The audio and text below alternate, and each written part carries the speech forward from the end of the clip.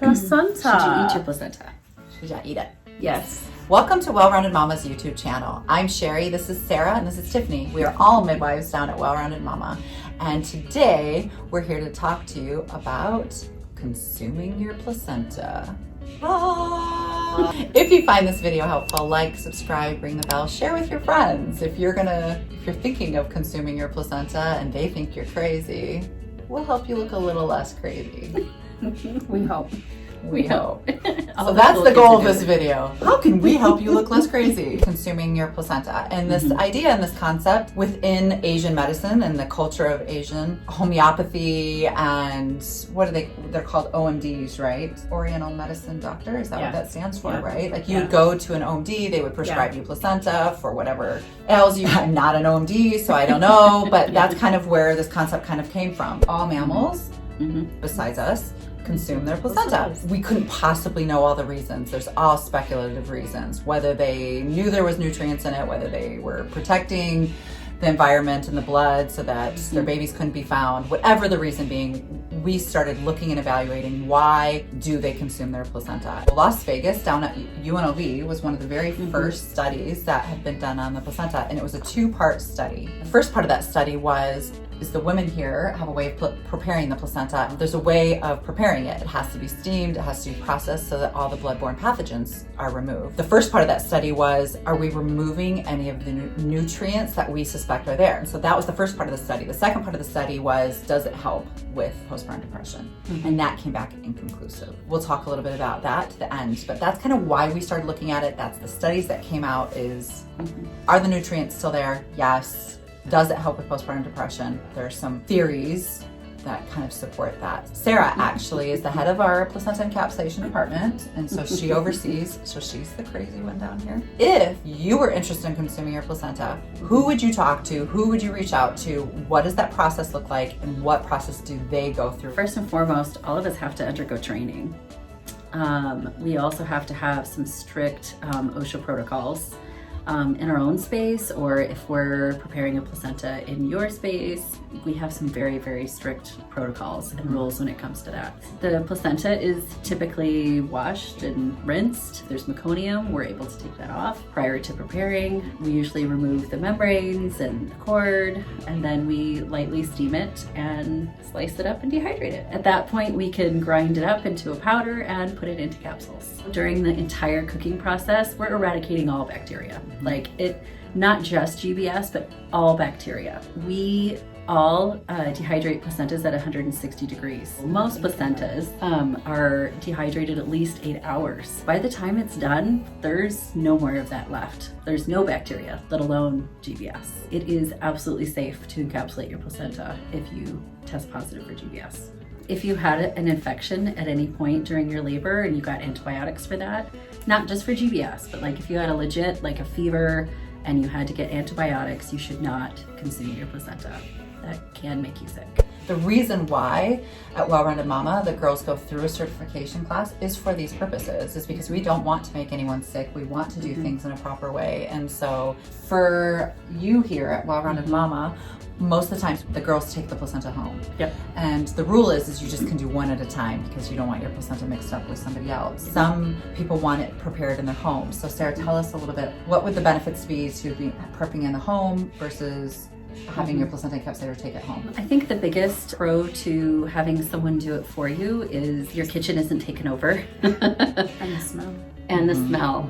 Like, we are talking about cooking an organ meat, so it smells like liver quite a lot. For at least 24 hours, that part of your kitchen is unusable. Everything has to be undisturbed. And most of the placenta turnarounds usually can be like 48 hours, 48 to 72 hours. And one of the most amazing parts of the study was it was guaranteed that it helped increase milk supply. Tiffany, talk to me a little bit about the experience that you've had with your clients and milk supply when they've consumed their placenta. It's exactly that. The moms that have had lower milk supplies, or if they've had traumatic births where maybe they've had a hospital delivery and had an epidural or medications, sometimes that can take your milk longer to come in. Consuming the placenta soon after you deliver, you're going to be able to help ensure that your milk comes a little bit quicker and is enough.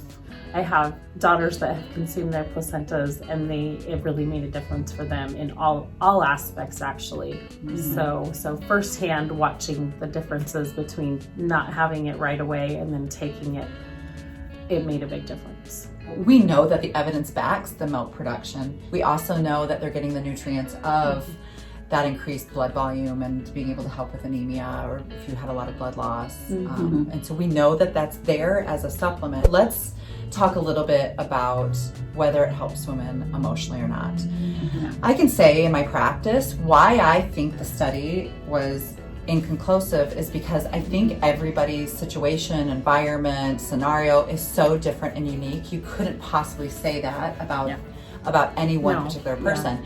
However, I have some women come in and go, oh my gosh, compared to my first where I didn't take it, the second time I took it, I felt so much better. And then I do have some women come in and go, I don't know if it's helping. Some women are like, I don't know what to compare it to know whether it's helping. But I think sometimes environmental factors improve their scenario. For sure. For sure sometimes. Because I think if you had a really hard time postpartum the first time, you're gonna do other things besides consume your placenta to ensure that doesn't happen again. You're gonna find better support. You're gonna take more off your plate. You're gonna let your mother-in-law make you meals. Like you're gonna do things that help. It makes sense to me that the study kind of came back saying, we're not really 100% sure if people who struggle with postpartum depression, that worked or not. Because I think there's some people who kind of went, I don't know. And that was a blind study. So we all had clients who participated in that blind study where they didn't know whether they were getting the actual placenta pills or not. But a lot of those were first-time moms. And so being a first-time mom, how could you possibly... Exactly. Especially with the first baby, because you don't know how you would have been.